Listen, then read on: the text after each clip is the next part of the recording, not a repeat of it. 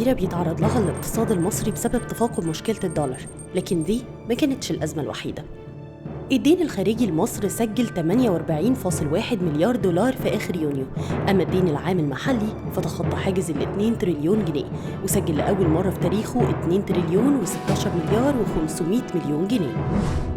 خلال ال3 شهور اللي فاتوا احتياطي النقد الأجنبي فقد 3 مليار و700 مليون دولار ووصل ل 16.3 مليار دولار مقابل 20 مليار يونيو اللي فات.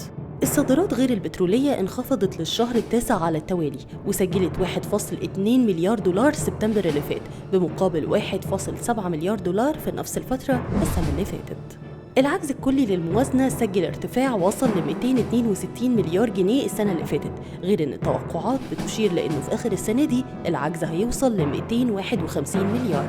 توسع الحكومة في الاقتراض المحلي والخارجي خلال السنين الأخيرة زود الأعباء على الاقتصاد وتسبب في تراجع تصنيف مصر الائتماني. بيانات هيئة قناة السويس كشفت عن تراجع إيراداتها خلال أغسطس الماضي بنسبة 9.4% مقارنة بأغسطس 2014. وأخيراً توقف المساعدات الخليجية بعد تراجع أسعار النفط، آخر دفعة كانت من السعودية والإمارات والكويت في إبريل اللي فات وكانت بقيمة 6 مليار دولار.